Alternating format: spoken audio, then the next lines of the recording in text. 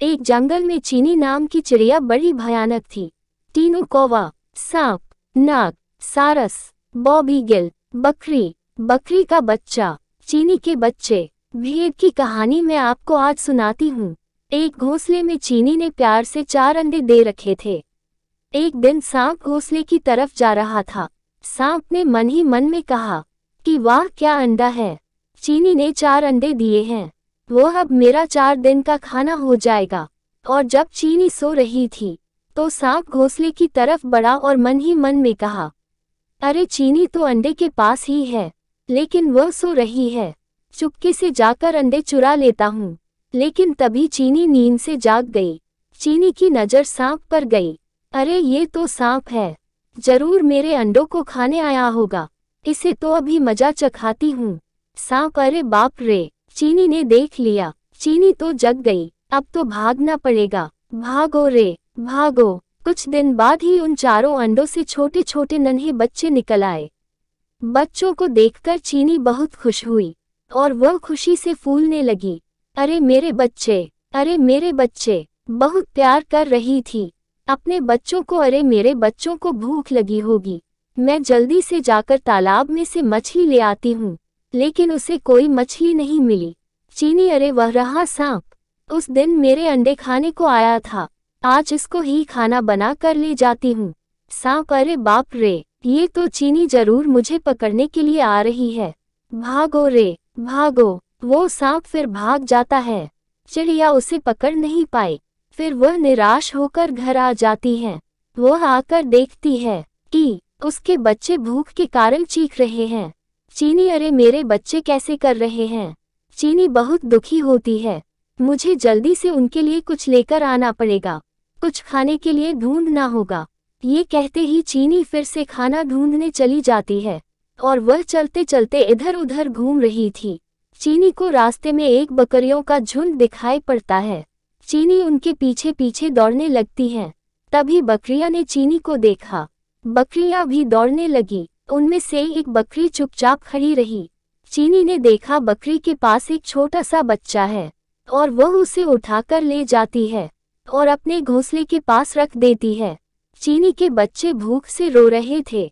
चीनी के बच्चों ने खाने के लिए मुंह खोला तो वह भाग गया और चीनी के पैरों में घूमने लगा और माँ माँ बोल रहा था। चीनी का मन पिघल गया और बोली, कितना प्यारा बच्चा है। चीनी ने इसका नाम इग्लू रखा। इतना बोलकर है वो अपने बच्चों के लिए खाना ढूंढने निकल पड़ी। इसे मैं अपने पास ही रखूंगी, बहुत प्यारा बच्चा है। इधर बकरी का रो रो कर बुरा हाल था। अब मैं क्या करूं, मेरा बच्चा पता नहीं कहाँ चला गया। बकरी के पास टीनू कौवा, भेड़, बगुला, उसके दुख में सब शामिल हो रहे थे। सब उसको तसल्ली दे रहे थे। इग्लू की माँ, मेरा बच्चा पता नहीं कैसा होगा, उस चीनी ने मेरे बच्चे को छीन लिया, क्या होगा मेरे बच्चे का। तब इग्लू का पिता बोलता है, रो मत बकरी, 2 दिन बाद हम सब भूल जाएंगे, सब ठीक हो जाएगा। टीनू कौवा बोला, इस चीनी ने सबका जीना हराम कर रखा है, ये सब के बच्चे को उठा ले जाती है। चीनी हमेशा किसी न किसी को उठाकर ले जाती है और मार कर खा जाती है। रो मत बकरी, रोने से कुछ नहीं होगा, धीरे धीरे सब ठीक हो जाएगा। अब सारस कहता है, तुम्हें तो पता है चीनी ऐसे ही है, वह अपने खाने के लिए बच्चों को, बूढ़ों को, किसी को नहीं छोड़ती है।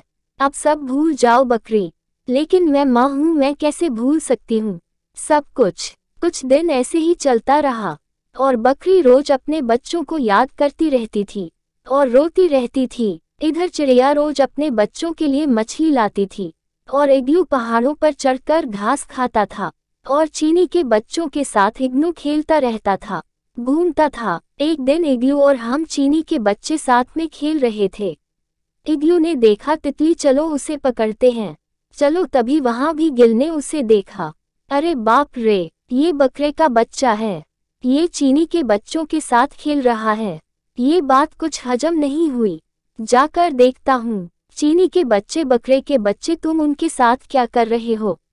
तुम कौन हो और यह बकरी का बच्चा किसे कह रहे हो? मैं बॉबी गिल हूँ। नहीं, ये हमारा भाई है। बॉबी गिल, हटो, तुम सब, मैं इस बकरी के बच्चे को खाऊंगा। बकरी का बच्चा पीछे हटने लगा और बॉबी गिल उसके पास जाने लगा। तभी चीनी आ जाती है। बॉबी गिल, तुम क्या कर रहे हो? हटो। दोनों में जमकर लड़ाई हुई। चीनी, यह मेरा बच्चा है, तुम इसे नहीं खा सकते। उसे डरा धमकाकर भगा देती है। ठीक है, अभी तो मैं जाता हूँ, लेकिन मैं इसे नहीं छोड़ूंगा। चीनी के बच्चे, क्या ये हमारा भाई नहीं है? माँ, ये बकरी का बच्चा है। इग्लू माँ, क्या सच में मैं बकरी का बच्चा हूँ?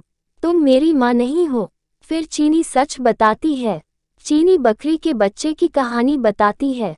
फिर बोलती है, मैं तुम्हें तुम्हारी असली माँ से मिलाऊंगी। चलो चलते हैं। चीनी इग्लू को लेकर घर चल देती है। अरे बकरी का बच्चा, कौवा बोला। हाँ भाई, ये बकरी का बच्चा ही है। चीनी बकरी के घर आ जाती है। बोलती है, बकरी तुम्हारा बेटा। बकरी उसे देखकर गले लगाती है। मेरा लाडला बच्चा, कहाँ चले गए थे तुम? इग्लू, चीनी माँ के साथ बहुत अच्छा लगा, वह मुझे बहुत प्यार करती है। टीनू कौवा बोला, ये चीनी अच्छी नहीं है, ऐसा हो नहीं सकता, ये सब के बच्चों को खा जाती है। नहीं, चीनी माँ अच्छी है। बकरी भी चीनी का शुक्रिया करती है। चीनी और बकरी अच्छी दोस्त बन जाती है और सब खुशी खुशी उस जंगल में रहते हैं।